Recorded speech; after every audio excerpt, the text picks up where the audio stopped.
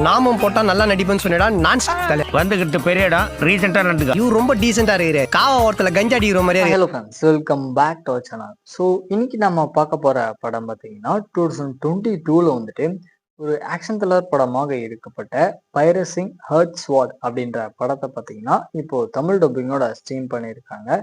இந்த படத்தோட ரிவ்யூ பத்தி தான் இந்த வீடியோல பார்க்க போறோம். சரி, இந்த படத்தோட கதை அப்படின்னு பாத்தீங்கன்னா நம்ம ஹீரோ அதுக்கப்புறம் அவருடைய அண்ணன் இவங்க ரெண்டு பேருமே பாத்தீங்கன்னா அரசர் கீழே வந்துட்டு ஒரு காவல்துறை அதிகாரி மாதிரி ஒர்க் பண்ணிக்கிட்டு இருக்காங்க. ஸோ ஒரு விபச்சார விடுதலை தான் பாத்தீங்கன்னா நம்ம படத்தோட ஹீரோ வந்துட்டு இவருக்கு பிடிச்ச ஒரு பொண்ணை பாத்தீங்கன்னா பாக்குறாரு.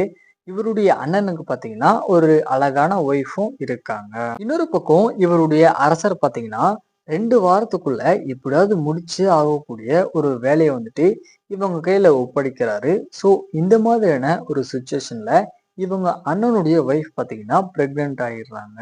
ஸோ இதுக்கப்புறம் இவங்களோட லைஃப்ல நடக்கக்கூடிய எதிர்பாராத சம்பவங்கள்லாம் என்ன, அது மூலியமா இவங்களுடைய லைஃப் வந்துட்டு எப்படி பாதிக்கப்படுது, கடைசியா யார் உயிரோடு இருக்கிறாங்க அப்படின்றதுதான் இந்த படத்தோட ஸ்டோரியா பாத்தீங்கன்னா இருக்கு. ஷார்ட் அண்ட் ஸ்வீட்டா சொல்லணும் அப்படின்னா இந்த படத்துல பாத்தீங்கன்னா ஆக்ஷன் சீக்வன்ஸ் அப்படின்றது ரொம்ப கம்மியா தான் இருக்கும்.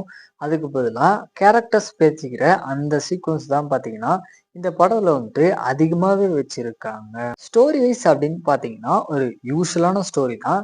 அதை முடிஞ்ச அளவுக்கு பாத்தீங்கன்னா ட்விஸ்ட் அண்ட் டர்ன்ஸோட இந்த படத்துல வந்துட்டு கொடுக்க ட்ரை பண்ணியிருக்காங்க. ஸோ அது ஓரளவுக்கு நீட்டா இருந்துச்சு. பட் இருந்தாலுமே இந்த படத்துல வர எந்த ஒரு கேரக்டருமே பாத்தீங்கன்னா படம் பார்க்கும்போது சுத்தமா கனெக்டே ஆகல. இன்ஃபேக்ட் ஹீரோ அதுக்கப்புறம் அவருடைய அண்ணன் இந்த 2 கேரக்டருடைய பேக் ஸ்டோரியுமே பாத்தீங்கன்னா அந்த அளவுக்கு பிரீஃபா சொல்லியிருக்க மாட்டாங்க. மெயினா இந்த படத்துடைய பேக்ரவுண்ட் ஸ்கோர் பாத்தீங்கன்னா ரொம்ப நல்லாவே ஒர்க் அவுட் ஆயிருக்கும். ஸோ அதுக்காக வேணா இந்த படத்தை ஒன் டைம் ட்ரை பண்ணி பாருங்க. ஒரு ஓகேவான படம் தான்.